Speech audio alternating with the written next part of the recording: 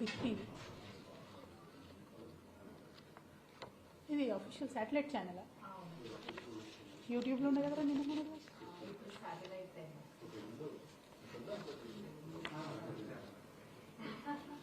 ఏంటి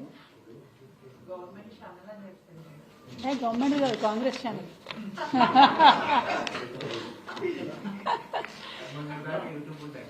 అదే అదే అంటున్నా రెడీయా ఓకే జై తెలంగాణ అందరికీ నమస్కారం నిన్న హైదరాబాద్ కేంద్రంగా గౌరవ రాష్ట్ర ముఖ్యమంత్రి వర్యులు ఉప ముఖ్యమంత్రులు అనేక మంది మంత్రులు కొంతమంది శాసనసభ్యులు అందరూ కూడా కలిసి పెద్ద ఎత్తున హైదరాబాద్ మహానగరంలో ఒక కార్యక్రమాన్ని ఏర్పాటు చేశారు. సింగరేణిలో డిపెండెంట్ ఉద్యోగాలు వచ్చినటువంటి వాళ్ళందరికీ కూడా నిన్న గౌరవ ముఖ్యమంత్రి గారే స్వయంగా మరి ఉద్యోగ నియామక పత్రాలు ఇచ్చారని చెప్పడం జరిగింది. వాస్తవానికి ఇది ఎంత సిగ్గుచేటంటే డిపెండెంట్ ఉద్యోగాలు అనేటటువంటిది పోగొట్టిందే కాంగ్రెస్ పార్టీ. ఐఎన్టీయూసీ అని కాంగ్రెస్ పార్టీ యొక్క ట్రేడ్ యూనియన్ ఏదైతే ఉంటుందో వాళ్ళ సంతకాలతోని, ఏఐటీయూసీ సంతకాలతోని, తెలుగుదేశం పార్టీ ట్రేడ్ యూనియన్ సంతకాలతోని జాతీయ రాష్ట్రీయ ట్రేడ్ యూనియన్లు అన్నీ కలిపి ఆనాడు డిపెండెంట్ ఉద్యోగాలను పోడగొడితే కేసీఆర్ గారు వచ్చి డిపెండెంట్ ఉద్యోగాలు ఇచ్చి 20,000 నియామకాలు జరపడం జరిగింది. ఆ 20,000 నియామకాలు జరిపినటువంటి సందర్భంలో ఎన్నడూ కూడా కేసీఆర్ గారు వెళ్ళి ఒక్క నియామక పత్రం కూడా ఇవ్వలేదు. ఇది కేవలం సింగరేణి సంస్థలో రెగ్యులర్గా జరిగేటటువంటి ఒక ప్రొసీజర్గా ట్రీట్ చేసి అక్కడ లోకల్ స్థాయిలో ఉండేటటువంటి జనరల్ మేనేజర్స్ అంటే జీఎంల పరిధిలో నియామక పత్రాలు ఇచ్చేటట్టుగా బీఆర్ఎస్ ప్రభుత్వం ఈ అంశాన్ని అంతటిని కూడా టేకప్ చేసి, కానీ ఇప్పుడున్నటువంటి గౌరవ ముఖ్యమంత్రి వర్యులు జీఎం స్థాయిలో చేయాల్సినటువంటి పనిని హైదరాబాద్కి తీసుకొచ్చి సీఎం గారి స్థానాల్లో ఈ నియామక పత్రాలు ఇస్తా ఉన్నారు. ఇచ్చి పైగా గొప్పలు చెప్పుకోవడం, మేము కొత్తగా సింగరేణిలో 400 ఉద్యోగాలు ఇచ్చినామని. నిజంగా సిగ్గుచేటు. అబద్ధాలు చెప్పి అధికారంలోకి వచ్చినారు. అక్కడ వరకు క్షమించవచ్చేమో, ఆనాడు ఏది పడితే అది మాట్లాడితే ప్రజల్ని మభ్యపెట్టి అధికారంలోకి వస్తే అక్కడ వరకు క్షమించవచ్చు. కానీ అధికారంలోకి వచ్చినాకన్నా నిజం చెప్పండి సీఎం గారు, మీరు ఎందుకోసం ఈ నియామక పత్రాలు కేసీఆర్ గారి హయాంలో ఇచ్చినటువంటి డిపెండెంట్ ఉద్యోగాలను తీసుకొని నేనే ఇచ్చినా నేనే చేసినా అని అబద్ధాలు చెప్పుకోవడం ఎందుకు? ఒకటి. రెండు, మీరు మొత్తం ఉద్యోగాల గురించి మాట్లాడుతూ ఉన్నారు సింగరేణిలో, దీనివల్ల ఏదో రాజకీయ ప్రయోజనం పొందినాం మేమని చెప్తా ఉన్నారు. అటువంటిది ఎక్కడా కూడా జరగలే. కేసీఆర్ గారు ఏనాడైనా కూడా సింగరేణిని తన కన్న తల్లిలాగా చూసినారు. సింగరేణి ప్రైవేటీకరణ జరగొద్దని కోరుకున్నారు. సింగరేణిలో ఉన్నటువంటి ఉద్యోగాల సంఖ్య పెంచాలని చూసినారు తప్పితే తగ్గించాలని చూడలే. మీ గురువుగారైనటువంటి చంద్రబాబు నాయుడు గారి హయాంలో మాత్రమే సింగరేణిలో గోల్డెన్ హ్యాండ్ షేక్ ఇచ్చి ఉద్యోగులందరినీ తీసేసి ఉద్యోగుల సంఖ్యను తగ్గించినారు. ఈ విషయం ప్రతి ఒక్క కార్మిక బిడ్డకు, ప్రతి ఒక్క సింగరేణి బిడ్డకు, ప్రతి ఒక్క తెలంగాణ బిడ్డకు కూడా తెలుసు. కాబట్టి అబద్ధాలు చెప్పడం మానేసి మీరు కొత్తగా ఇస్తున్న ఉద్యోగాలు ఎన్నో దయచేసి చెప్పాలని చెప్పి ఈ సందర్భంగా నేను గౌరవ రాష్ట్ర ముఖ్యమంత్రి రేవంత్ రెడ్డి గారిని డిమాండ్ చేస్తా ఉన్నాను. అదేవిధంగా నిన్నగాక మొన్న స్టాఫ్ నర్సులు, రేపు ఇచ్చేటటువంటి పోలీస్ కానిస్టేబుల్ ఉద్యోగాలు, మినీ అంగన్వాడీలను ఉంటారు 4,000 మంది, వాళ్ళని అప్గ్రేడ్ చేసింది టీఆర్ఎస్ ప్రభుత్వం.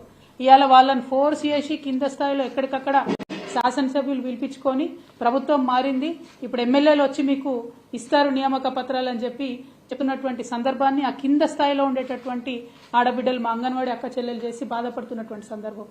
కేసీఆర్ గారు చేసిన పనులు మీరు చేసిన పనులుగా చెప్పేది ఉంటే మీకు ప్రజల అధికారం ఎందుకు ఇచ్చినట్టు? ప్రజలు మీకు అధికారం ఇచ్చిండ్రు కాబట్టి కొత్త పనులు చేయండి, మంచి పనులు చేయండి, ప్రజలకు పనికొచ్చే పనులు చేయండి అని చెప్పి ఈ సందర్భంగా గౌరవ ముఖ్యమంత్రి వర్యులకు మేము సూచన చేస్తూ ఉన్నాం. దీంతో పాటు బాగా పెద్ద ఎత్తున కేసీఆర్ గారి ప్రభుత్వాన్ని దూషించడంలో ఇప్పుడున్నటువంటి ముఖ్యమంత్రి గారు ఆనాడు ప్రచారంలో ముందున్నారు. ఆ విషయం ప్రజలందరూ కూడా తెలుసు. చాలా పర్సనల్గా, వ్యక్తిగతంగా కూడా ఆరోపణలు చేసినారు. చేసినటువంటి ఆరోపణలో మహేందర్ రెడ్డి గారని మాజీ డీజీపీ గారు ఉన్నారు. ఆయనను పట్టుకొని ఇప్పుడున్నటువంటి రాష్ట్ర ముఖ్యమంత్రి వర్యులు భయంకరమైనటువంటి పద్ధతిలో ఒక ఆడపిల్లగా నేను ఉచ్చరించడానికి వీల్లేనటువంటి మాటలు కూడా ఆనాడు మహేందర్ రెడ్డి గారిని ఇప్పుడు ముఖ్యమంత్రి గారు మాట్లాడారు. మరి అటువంటి వ్యక్తిని, బీఆర్ఎస్ ప్రభుత్వంలో 5 సంవత్సరాలు డీజీపీగా పనిచేసినటువంటి వ్యక్తిని, బీఆర్ఎస్ తీసుకున్నటువంటి అనేక నిర్ణయాలలో పాత్ర ఉన్నటువంటి ఒక వ్యక్తిని తీసుకొచ్చి ఇవాళ టీఎస్పీఎస్సీ చైర్మన్గా మీరు చేయడం జరిగింది. ఆనాడేమన్నారు? కేసీఆర్ గారు ఎవరన్నా రిటైర్డ్ అధికారులను తీసుకొచ్చి దేనికన్నా సంస్థలు నడపడానికి పెడితే మరి ఉద్యోగాలు పోయిన వాళ్ళని తీసుకొచ్చి ఎందుకు పెడుతున్నారని ఆనాడు క్రిటిసైజ్ చేశారు. ఇప్పుడు మీరు అదే చేస్తూ ఉన్నారు. ఓకే, అక్కడ వరకు ఓకే అనుకుందాం. టీఎస్పీఎస్సీలో 6 మెంబర్స్ ఉంటే ఆనాడు గౌరవ ముఖ్యమంత్రి గారు చేసిన విమర్శ ఏంటంటే రిటైర్డ్ ఉద్యోగులను పెట్టుకున్నారన్నారు. చైర్మన్తోనే దాన్ని తుంగలోకి దొక్కింది. చైర్మన్ కూడా రిటైర్డ్ ఎంప్లాయీ, ఆయనను పెట్టుకున్నారు. తర్వాత యారబాడి రామ్మోహన్ రావు గారు అనేటటువంటి మెంబర్ని వేసిండ్రు. ఆయన అసలు తెలంగాణ ఆయన్నే కాదు. మరి తెలంగాణ బిడ్డలకు ఉద్యోగాలు ఇచ్చే దాంట్లో ఆంధ్ర వ్యక్తిని వేసుకుంటే కరెక్ట్గా ఉద్యోగాలు ఇవ్వగలుగుతాడా లేదా గౌరవ ముఖ్యమంత్రి గారే చెప్పాలి. అట్లనే మేము పొలిటికల్గా ఎవరిని వేయము టీఎస్పీఎస్సీలో అని చెప్పారు. మరి 6వ నంబర్గా అమ్మాయి పాల్వాయి రజనీ కుమారి అనేటటువంటి అమ్మాయి ఉన్నది. ఆమె పొలిటికల్ వింగ్లో అనేక సంవత్సరాలు టీడీపీతో కలిసి పనిచేసినటువంటి వ్యక్తి. మరి ఆమెకి ఇచ్చినారు. ఇవాళ మీరు చేసిన ప్రతి ఒక్క ఆరోపణ మరి మీరు సరిచేయాలి కదా. పోనీ మా ప్రభుత్వం ఆనాడు తప్పు చేసిందని మీరు అన్నారు, ఒక్క నిమిషానికి అది కరెక్ట్ అనుకుంటే మీరు సరిచేయాలి కదా. మీరు సరిచేయకుండా చైర్మన్ నుంచి మొదలు పెడితే మెంబర్ వరకు అన్ని ఉల్లంఘనలు మీరు చేసినారు. ఇవాళ నేను డిమాండ్ చేస్తూ ఉన్నాను. నిన్నగాక మొన్న ఫ్రెష్గా మాజీ డీజీపీ ఇప్పుడు టీఎస్పీఎస్సీ చైర్మన్ మహేందర్ రెడ్డి గారి మీద ఆరోపణలు వచ్చినాయి. ఏమని 1,00,00,000 కోట్ల రూపాయలు సంపాదించుకున్నారు మహేందర్ రెడ్డి గారు అని అవినీతి ఆరోపణలు వచ్చినాయి. ఇవాళ నేను రేవంత్ రెడ్డి గారిని డిమాండ్ చేస్తూ ఉన్నాను, గౌరవ ముఖ్యమంత్రి గారిని డిమాండ్ చేస్తూ ఉన్నాను, తక్షణమే మహేందర్ రెడ్డి గారిని టీఎస్పీఎస్సీ చైర్మన్గా తొలగించాలి, జ్యుడిషియల్ ఎంక్వైరీ ఆయన మీద వేయాలని చెప్పి డిమాండ్ చేస్తూ ఉన్నాను. ఇదే డిమాండ్తోని త్వరలో గవర్నర్ గారిని కూడా మేము రిక్వెస్ట్ చేస్తాం. ఎందుకంటే టీఎస్పీఎస్సీని ఇంపీచ్ చేయాల్సి వస్తుంది, రద్దు చేయాల్సి వస్తుంది తప్పితే వాళ్ళంతటా వాళ్ళు రిసిగ్నేషన్ చేసినా ఒప్పుకునే పరిస్థితి ఉండదు. జటిలమైనటువంటి ప్రక్రియ. నా బాధ ఏంటంటే టీఎస్పీఎస్సీ బాలేదు మేమేదో నిరుద్యోగులకు అన్యాయం చేసినామని ప్రచారం చేసుకొని వాళ్ళ ప్రభుత్వంలోకి వచ్చినటువంటి మీరు మరి ఒక అవినీతిపరుడైనటువంటి వ్యక్తి అనే ఆరోపణలు వస్తున్నటువంటి వ్యక్తి చైర్మన్గా, మా ప్రభుత్వంలో 5 సంవత్సరాలు డీజీపీగా పనిచేసినటువంటి వ్యక్తిని చైర్మన్గా వేసుకొని, ఆంధ్రోళ్లను మెంబర్లుగా వేసుకొని, పొలిటీషియన్స్ని మెంబర్లుగా వేసుకొని తెలంగాణ యువకులకు ఎట్లా న్యాయం చేస్తారు ఇవాళ మీరు చెప్పాలి. ఎందుకంటే మీరు డిసెంబర్ లోపల 2 లక్షల ఉద్యోగాలు ఇస్తా అన్నారు. కేవలం 60 మాత్రమే మీరు కొత్తగా నోటిఫై చేసిన ఉద్యోగాలు ఇస్తున్నారు తప్పితే మిగతా అన్ని పాతై ఇదివరకే కేసీఆర్ గారు ఇచ్చినటువంటి ఉద్యోగాలని మళ్ళీ కొత్తగా నేను ఇస్తున్నాను ప్రకటించుకుంటున్నారు. నిన్న సింగరేణులు ఇచ్చిన 400 అంతే, అంగన్వాడీలను అప్గ్రేడ్ చేసిన మినీ అంగన్వాడీలను అంతే, స్టాఫ్ నర్సులను అంతే, రేపు రాబోయే 15,000 కానిస్టేబుల్ ఉద్యోగాలు కూడా కేసీఆర్ గారు నోటిఫై చేసినాయి. సో మీరు చేయని పనులు మీరు చేసినట్టుగా క్రెడిట్ తీసుకోవడం ఆపేసి మీరు సక్రమంగా నిర్వహిస్తానని చెప్పి ప్రజలకు వాగ్దానంలో చేసి అధికారంలోకి ఏదైతే వచ్చారో దాన్ని సరిచేయమని చెప్పి నేను డిమాండ్ చేస్తూ తప్పకుండా మహేందర్ రెడ్డి గారి మీద జ్యుడిషియల్ ఎంక్వైరీ వేయాలని చెప్పి నేను డిమాండ్ చేస్తూ ఉన్నాను. దీంతో పాటు ఇంకా విద్యుత్ సంస్థ అత్యంత కీలకమైనటువంటి సంస్థ. ఆ విద్యుత్ సంస్థలో కూడా మీరు మొత్తం ఆంధ్రోలోనే నింపారు. 4 డైరెక్టర్లు ఉంటే 3 ఆంధ్రోలు ఉన్నారు విద్యుత్ సంస్థలో. దాని పర్యవసానం ఏం జరుగుతుంది? ఇవాళ హైదరాబాద్లో గచ్చిబౌలిలో బంజారాహిల్స్లో 4 గంటలు కరెంటు పోతుంది. ఏదైతే ఇండస్ట్రీస్ కోసం పార్కులు పెట్టినామో అందులో 3 గంటలు కరెంటు పోతుంది. ఇక రైతులనైతే పట్టించుకున్న నాదులు లేదు, ఎప్పుడు కరెంట్ వస్తుందో ఎప్పుడు పోతుందో తెలియనటువంటి పరిస్థితి ఉన్నది. మీరు మొత్తం ఆంధ్రోలను నేను 3 పేర్లు చదువుతా ఇవ్వాలి ఖచ్చితంగా. 4 ఎస్పీడీఎస్సీలో మీరు డైరెక్టర్లు పెట్టుకుంటే అందులో నందకుమార్ అంటే ఆయన, నరసింహులు గారు అంటే ఆయన, సుధా మాధురి అనేటటువంటి మేడము, వీళ్ళందరినీ కూడా మీరు డైరెక్టర్లు వేసుకున్నారు. వీళ్లను ఆంధ్రోలను డైరెక్టర్లు వేయడానికి 7 సీనియారిటీ ఉన్నటువంటి తెలంగాణ వాళ్ళను పక్కన పెట్టి ధర్మాధికారి కమిషన్ ఇచ్చినటువంటి రిపోర్టుని మీరు ఆసరాగా చూపించి ఒక సాకుగా చూపించి ఇవాళ ఆంధ్రోలను తీసుకొచ్చి తెలంగాణ కరెంటు మలిపోయే విషయంలో మీరు ఊసబెట్టిర్రు. మరి కరెంట్ ఎట్లా వస్తుందండి? ఎట్లుంటుంది? తెలంగాణ ప్రయోజనాల మీద వాళ్ళకి ఏం ఇంట్రెస్ట్ ఉంటుంది? ఇదివరకు కేసీఆర్ గారు ఉన్నప్పుడు ఒక్క నిమిషం అన్న కరెంటు పోయిందా? ఇలా హైదరాబాద్ మహానగరంలో విశ్వనగరం చేద్దాం అనుకున్న దగ్గర 3-4 గంటలు కరెంటు పోతుందంటే దీని వెనుక ఆంధ్ర కుట్ర లేదా? మీలో ఉన్నటువంటి పచ్చ రక్తం మీ చేత ఈ పని చేపిస్తలేదా అనేటటువంటి అంశాన్ని గౌరవ ముఖ్యమంత్రి గారిని నేను ఇవాళ సూటిగా ప్రశ్నిస్తూ ఉన్నాను. సరే, ఇవి ప్రభుత్వ సంస్థలు. ఇక ఇంకా కామెడీ ఏంటంటే ఇప్పుడున్నటువంటి గౌరవ ముఖ్యమంత్రి గారే అసలు అడ్వైజర్లే ఉండొద్దు అని కోర్టుకు పోయి కేసులు వేసిండ్రు.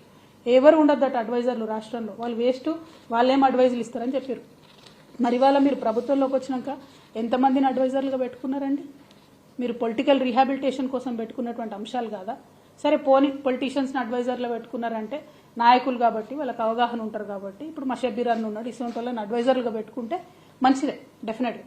కానీ అసెంబ్లీలో, తెలంగాణ అసెంబ్లీలో ఆయన ఆంధ్ర ఆయననే అంటారు, మరి ఈయన ఎవరో నాకు తెలియదు, ప్రసన్న కుమార్ గారు ఈయన అసలు ఎక్కడ కూడా ప్రభుత్వంలో పనిచేయలే, జీవిత పర్యంతం ఢిల్లీలో ఎవరో జడ్జి గారి దగ్గర పనిచేసిండట. మరి ఈయనను తీసుకొచ్చి లేని కొత్త పోస్టును క్రియేట్ చేసి ఇలా అసెంబ్లీలో ప్రసన్న కుమార్ అనేట ఆయనని అడ్వైజర్గా పెట్టుకున్నారు. మరి ఈయన ఏం అడ్వైజులు ఇస్తాడు, దేనికోసం అడ్వైజ్ ఇస్తాడు? లేని కొత్త పోస్ట్ ఎందుకు క్రియేట్ చేసిరు మీరు? ప్రజాధనాన్ని ఎవరి కోసం వినియోగం చేస్తున్నారు మీరు? అంటే అక్కడ నుండి వచ్చేటటువంటి పచ్చ అంకుల్ డైరెక్షన్లో మరి ఇది నడుస్తున్నదా తెలంగాణ? ఒక్కొక్కటిగా తెలంగాణ అసెంబ్లీని, తెలంగాణ విద్యుత్ సంస్థల్ని అన్నిటినీ కబ్జా పెడదామనా? పెట్టడం ద్వారా నష్టం ఎవరికి జరుగుతుంది? ఇలా కరెంట్ ఆఫీస్లో 3 ఆంధ్రోళ్ళు ఉంటే మనకు 3 గంటలు కరెంట్ పోతుంది. రేపు అసెంబ్లీలో ఆంధ్ర అడ్వైజర్లు ఉంటే మరి ఏం జరుగుతుంది? దయచేసి తెలంగాణ ప్రజలు ఒకసారి ఆలోచించాలి. ఇక రేవంత్ రెడ్డి గారు ఇంకా దారుణం ఏంటంటే, వ్యక్తిగతంగా ఓటుకు నోటు కేసు ఆయనది ఏదైతే ఉందో దానిని వాదించినటువంటి లాయర్లు, ఒక మేడం పేరు దేవనా సేగల్, ఇంకో 2 ఆడపిల్లలు ఉన్నారు, అట్లనే తేరా రమాకాంత్ రెడ్డి గారు, అట్లనే ఇంకా ఆయన ప్రభుత్వంలోకి రాకముందు అప్పుడు కేసీఆర్ గారి ప్రభుత్వం చేపట్టినటువంటి ప్రాజెక్టులను ఆపడానికి చచ్చిపోయిన వాళ్ళ పేరు మీద దొంగ కేసులు వేసినటువంటి ఇంకొక వ్యక్తికి, ఇట్లాంటి వాళ్ళందరినీ కూడా సుప్రీంకోర్టులో ఇలా అడ్వకేట్ ఆన్ రికార్డు పెట్టిరు. అంటే మొన్నటిదాకా రేవంత్ రెడ్డి గారు జేబులోకి వెళ్ళి జీతం ఇచ్చిరు వీళ్లకు. ఇవాళ మన తెలంగాణ బిడ్డల రక్తం స్వేదం మనం కట్టే ట్యాక్స్ మన తెలంగాణ ప్రభుత్వ ఖజానా నుంచి ఆయన ఓటుకు నేటు కేసు వాదించిన మొత్తం టీంనంతటిని కూడా సుప్రీంకోర్టులో పోయి నింపుకున్నారు. మరి ఇదేం పద్ధతి? ఇదేం న్యాయం? ఎవరు లేరా ఇంకా కొత్త వాళ్ళు, న్యూట్రల్గా ఉండేవాళ్ళు, తెలంగాణ రాష్ట్ర ప్రభుత్వ ప్రయోజనాల కోసం పనిచేసే వాళ్ళు ఎవరు లేరా? మీ ఓటుకు నేటు కేసుని మీ ప్రైవేట్ టీంని తీసుకుపోయి అలా సుప్రీంకోర్టులో పెడితే నిజంగా కాంగ్రెస్ పార్టీలు ఇంతమంది సీనియర్ నాయకులు ఉన్నారు, ఒక్కరు కూడా ప్రశ్నించకపోవడం చాలా దారుణం. ఇది తెలంగాణ ప్రజల యొక్క డబ్బును, సొమ్మును దుర్వినియోగం చేయడం తప్పితే ఇంకొకటి కాదు అని చెప్పి మేము తెలియజేస్తూ, ఫైనల్గా గౌరవ ముఖ్యమంత్రి వర్యులు రేవంత్ రెడ్డి గారు మీరు చెప్పినటువంటి నీతి వాక్యాలను మీరు పాటిస్తే బాగుంటుంది. ఉద్యోగాల విషయంలో మీరు అడ్డంగా అబద్ధాలు ఆడారు, ఉద్యోగాల విషయంలో కేసీఆర్ గారిని బద్నాం చేసే ప్రయత్నం చేసిండ్రు.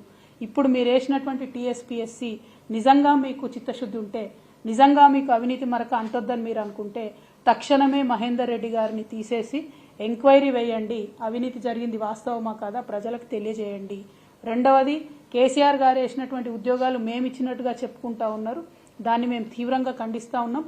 మీరు ఇప్పటివరకు ఇచ్చిన 60 ఉద్యోగాలే, ఇంకా కొత్తగా ఏం ఉద్యోగాలు ఇస్తారో, డిసెంబర్ వరకు ఏం ఉద్యోగాలు ఇస్తారో తెలియజేయవలసిందిగా కోరుతా ఉన్నాం. మూడవది, విద్యుత్ సంస్థలో నియామకం చేసినటువంటి ఆంధ్రోళ్లను తక్షణమే తీసి తెలంగాణ డైరెక్టర్స్ని వేయాలని మూడవ డిమాండ్ చేస్తూ ఉన్నాం. నాలుగవది, సుప్రీంకోర్టు ఆఫ్ ఇండియాలో మీ పర్సనల్ కేసులు, మీ అవినీతి కేసులు, మీ దొంగ కేసులు వాదించి ఆనాడు తెలంగాణ ప్రభుత్వం మీద దొంగ కేసులు వేసిన టీంని తీసేసి నిజంగా టాలెంట్ ఉన్నటువంటి వాళ్లను, నిజంగా తెలంగాణ ప్రభుత్వ ప్రయోజనాలు కాపాడే వాళ్లను పెట్టాలని డిమాండ్ చేస్తూ, మరి మీ యొక్క చిత్తశుద్ధి నిరూపించుకోవాలి. మీరు ఇన్ని రోజులు చేసినటువంటి ఆరోపణలను దాన్నన్నింటినీ కూడా తప్పని నిరూపించే విధంగా ఉన్నటువంటి మీ వ్యవహారాన్ని సరిదిద్దుకోవాలని సూచన చేస్తా ఉన్నాం. Thank you. జై తెలంగాణ. గత 10 ఏళ్లలో ఎప్పుడూ లేనటువంటి విధంగా రాష్ట్ర గీతాన్ని జై జై హే తెలంగాణను అధికారికంగా గుర్తిస్తున్నామని కూడా చెప్పారు. అంతేకాకుండా మన రాష్ట్రానికి సంబంధించినటువంటి చిహ్నం కావచ్చు, లేకపోతే తెలంగాణ తల్లి విగ్రహాన్ని కూడా మార్పు చేస్తున్నాం. ఈ పరిణామాలన్నింటినీ మీరు ఎట్లా చూస్తారు? అంటే మన గౌరవ ముఖ్యమంత్రి గారు మొదట ఎప్పుడన్నా నిజంగా గుండెల మీద చేసుకొని జై తెలంగాణ అంటేనేమో ఆయన ఇవన్నీ చేసే అవకాశాలు, ఆయన ఇవన్నీ చేసే అర్హత ఉంటుంది. ఆయన ఎప్పుడైనా జై తెలంగాణ అన్నాడా? జై తెలంగాణ అన్నోళ్ళ మీద గన్ను పట్టుకొని తిరిగిన మనిషి. ఏదో మన ప్రజలు మంచోళ్ళు కాబట్టి ఇసొంటోళ్ళకు కూడా ఒకసారి అవకాశం ఇద్దామని ఇచ్చిరు, కానీ ఆయన జై తెలంగాణ అని ఇంతవరకు అనలేదు. ఆయన రాష్ట్ర గీతం గురించి మాట్లాడడం, తెలంగాణ తల్లి గురించి మాట్లాడడం చాలా హాస్యాస్పదంగా ఉంది. బట్ ఎనీవే, ఒక్కటి ఈ సందర్భంగా నేను ముఖ్యంగా రాష్ట్రంలో ఉన్నటువంటి కళాకారులకు, తెలంగాణ బిడ్డలకు విజ్ఞప్తి చేసేది ఏంటంటే, కేసీఆర్ గారు ఏదన్నా పని చేస్తే దాని వెనుక ఎంత బలమైన కారణం ఉంటుందో, ఏదన్నా పని చేయకపోతే అంతకన్నా బలమైన కారణం ఉంటుంది. రాష్ట్ర గీతం దగ్గర పంచాయతీ షురు అయింది. ఇదంతా రాష్ట్ర గీతం అనేటటువంటిది కాన్స్టిట్యూషన్లో ఎక్కడ చెప్పలేదు. ఈ యొక్క రాష్ట్రానికి ఒక జెండా ఉండడం, రాష్ట్రానికి ఒక గీతం ఉండడం అన్నటువంటిది కాన్స్టిట్యూషన్లో ఎక్కడ చెప్పలేదు. ఒక 2 రాష్ట్రాలు ప్రయత్నం చేసినాయి, జమ్మూ కాశ్మీర్ ఒకటి, కర్ణాటక ఒకటి. ఆ ప్రయత్నం చేస్తే ఫెడరలిజంకు ముప్పు వాటిల్తుందని సుప్రీంకోర్టు దాకా పోయినా కూడా వాళ్ళు పర్మిషన్ ఇవ్వనటువంటి పరిస్థితి. ఆ కొత్త కాంట్రవర్సీ కొత్త రాష్ట్రానికి ఎందుకు పెట్టాలన్న ఉద్దేశంతో కేసీఆర్ గారు అటువైపు వెళ్ళలేదు. నేను కూడా తెలంగాణ సగటు ఆడబిడ్డనే కదా, నేను ఎట్లుంటాను, మిగతా ఆడబిడ్డలు ఎట్లుంటారు మా తెలంగాణ వాళ్ళు, గట్లే తెలంగాణ తల్లి ఉంటుంది. ఇక అన్ని అపోహలకు పోయి పర్సనల్గా కేసీఆర్ గారి కుటుంబం అంటే విద్వేషం పెట్టుకొని నిర్ణయాలు తీసుకుంటే ప్రజలు ఆలోచన చేస్తారు. నా రిక్వెస్ట్ ఏంటంటే ఇవన్నీ చిన్న చిన్న ఆరోపణలు పక్కన పెడితే కేసీఆర్ గారు చేయని పనుల వెనుక కూడా కారణాలు ఉంటాయన్న విషయం తెలంగాణ కళాకారులు, కవులు, రచయితలు కూడా దయచేసి గుర్తించాలని చెప్పి నేను కోరుతూ, ముందుగా మన ముఖ్యమంత్రి గారు తెలంగాణ రాష్ట్ర ముఖ్యమంత్రి గారు కాబట్టి ఎప్పుడన్నా ఒకసారి అసెంబ్లీ ప్రారంభంలోనో అఫీషియల్ కార్యక్రమాల్లోనో జై తెలంగాణ అంటే కొంచెం తృప్తిగా ఉంటుంది తెలంగాణ ప్రజలకి. Thank you. జై తెలంగాణ. డీజీపీ మహేందర్ రెడ్డి మీ హయాంలో కూడా పనిచేశారు. ఇప్పుడు అవినీతి ఆరోపణలు వస్తున్నాయి, అంటే మీ హయాంలోనే అవినీతి జరిగింది అనుకోవచ్చు. నేనేమంటున్నామ్మా అంటే ఆరోపణలు మేము ఎప్పుడు చేయలే మహేందర్ రెడ్డి గారి మీద. మేము ఎప్పుడు మహేందర్ రెడ్డి గారిని ఒక చిన్న పల్లెత్తు మాటలే. మహేందర్ రెడ్డి గారిని ఇక్కడ మీరు నేను మాట్లాడుకోలేనంత భయంకరమైన భాషలో దూషించింది ఇప్పుడున్నటువంటి గౌరవ ముఖ్యమంత్రి గారే. రైట్? అంత దూషించి వీరే తీసుకొచ్చి టీఎస్పీఎస్సీ చైర్మన్గా చేశారు. ఇప్పుడు ఇంకొక లాయర్ ఎవరో వచ్చి అవినీతి జరిగింది అంటారు. మరి ఈ వైరుధ్యాన్ని ఎట్లా చూడాలి? ప్రజలకైతే ఒక క్లారిటీ రావాలి కదా. పోనీ మేము అవినీతి చేసినామన్నారు, మరి మా హయాంలో ఆయన ఉన్నాడు కదా 5 ఏళ్ళు.